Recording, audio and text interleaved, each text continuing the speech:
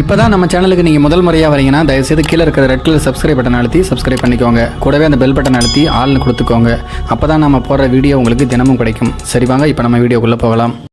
ஒரு நடுத்தர குடும்பத்து வீட்டில் நடந்த நிகழ்வு. அந்த மகளுக்கு வீட்டில் இருக்கவே பிடிக்கவில்லை. ஃபேனை ஆஃப் பண்ணாமல் வெளியே போகிறாய், ஆள் இல்லாத ரூமில் டிவி ஓடுகிறது பார், அதை அணை, பேனாவை ஸ்டாண்டில் எடுத்து வை, கீழே கிடக்குது பார். இப்படி சின்ன சின்ன விஷயத்துக்கு அப்பா அவளை நச்சரித்து கொண்டிருப்பது அவளுக்கு சுத்தமாக பிடிக்கவில்லை. நேற்று வரை வீட்டில் இருந்ததால் அதையெல்லாம் தாங்கிக் கொள்ள வேண்டியிருந்தது. ஆனால் இன்று அவளுக்கு வேலைக்கான நேர்காணலுக்கான அழைப்பு வந்திருந்தது. வேலை கிடைத்ததும் வேறு எங்கேயாவது வெளியூர் போய்விட வேண்டும், அப்பாவின் நச்சரிப்பு குறையும் என்று எண்ணிக்கொண்டாள். நேர்காணலுக்கு கிளம்பினாள். கேட்கிற கேள்விக்கு தயங்காமல் தைரியமாக பதில் சொல், தெரியவில்லை என்றாலும் தைரியமாக எதிர்கொள் என்று செலவுக்கு கூடுதலாக பணம் கொடுத்து வழி அனுப்பி வைத்தார் அப்பா. நேர்காணலுக்கு அழைக்கப்பட்டிருந்த முகவரிக்கு வந்து சேர்ந்தால் மகள். கட்டிடத்தின் பெரிய கேட்டில் செக்யூரிட்டி இல்லை. கதவு சற்றே திறந்திருந்தாலும் அதன் தாழ்பால் மட்டும் வெளியே நீட்டிக்கொண்டு உள்ளே நுழைபவர் மேல் இடித்து விடுவது போல் இருந்தது. அதை சரி செய்து கதவை சரியாக சாத்திவிட்டு உள்ளே நுழைந்தாள். நடைபாதையின் இருபுறமும் அழகு மலர்ச்செடிகள் வரவேற்றன. தண்ணீர் பாய்ச்சி கொண்டிருந்த காவலாளி மோட்டாரை அணைப்பதற்காக குழாயை அப்படியே போட்டுவிட்டு போயிருந்தார். தண்ணீர் செடிகளுக்கு பாயாமல் நடைபாதையை நனைத்து கொண்டிருந்தது.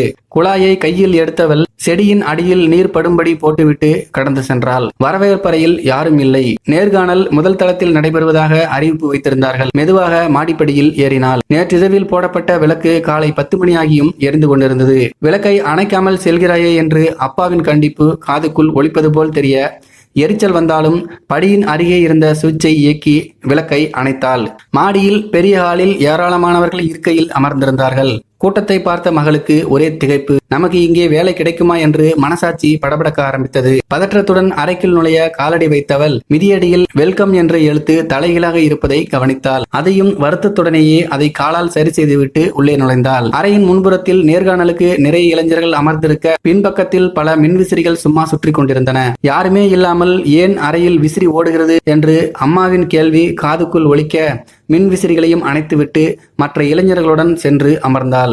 இளைஞர்கள் ஒவ்வொருவராக உள்ளே அழைத்து மற்றொரு வழியாக வெளியே அனுப்பிவிட்டனர். இதனால் என்ன கேள்வி கேட்பார்கள் என்பது மகளுக்கு தெரியவில்லை. கலக்கத்துடனேயே நேர்காணல் அதிகாரி முன்பு போய் நின்றாள். சர்டிபிகேட்டுகளை வாங்கி பார்த்த அதிகாரி அதை பிரித்து பார்க்காமலேயே நீங்கள் எப்போது வேலைக்கு சேருகிறீர்கள் என்று கேட்டனர். இது நேர்காணலில் கேட்கப்படும் புத்தி கூர்மையான கேள்வியா இல்லை வேலை கிடைத்து விட்டதற்கான அறிகுறியா என்று தெரியாமல் குழம்பி நின்றாள் அந்த மகள். என்ன யோசிக்கிறீர்கள் என்று அந்த பெண்ணை பார்த்து கேட்டனர். நாங்கள் இங்கே யாருக்கும் கேள்வி கேட்கவில்லை. கேள்வி பதிலில் ஒருவருடைய மேலாண்மையை தெரிந்து கொள்வது கடினம். அதனால் செயல்பாட்டின் அடிப்படையில் தேர்வு வைத்துவிட்டு கேமரா மூலம் கண்காணித்தோம். இங்கு வந்த எந்த இளைஞனுமே தேவையில்லாமல் வீணாகிய நீர், எரிந்த மின்விளக்கு, ஓடிய விசிறி எதையுமே சரி செய்யவில்லை. நீங்கள் ஒருவர்தான் அத்தனையையும் சரி செய்துவிட்டு உள்ளே வந்தீர்கள். நாங்கள் உங்களையே தேர்வு செய்திருக்கிறோம் என்றனர்.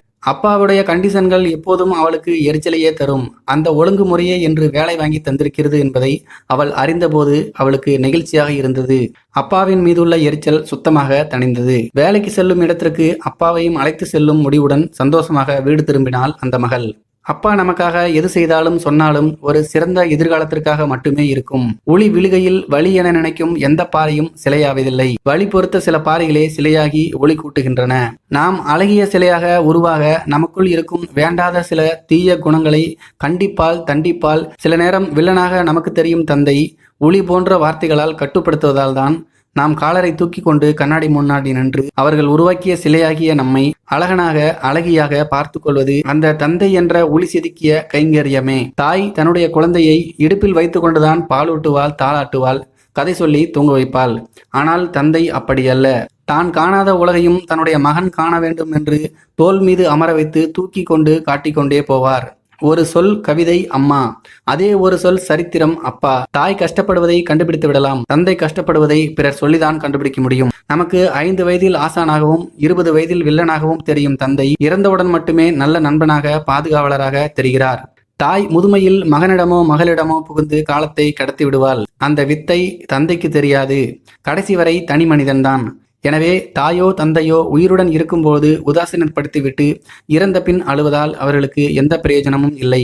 இந்த வீடியோ உங்களுக்கு கண்டிப்பாக பிடிச்சிருக்கும் அப்படின்னு நினைக்கிறேன். அப்படி பிடிச்சிருந்தா இந்த வீடியோக்கு ஒரு லைக் ஒன்று கொடுத்துருங்க. மேலும் இது போன்ற வீடியோக்களை பார்க்க நம்முடைய சேனலை சப்ஸ்கிரைப் பண்ணிக்கோங்க. நன்றி, வணக்கம்.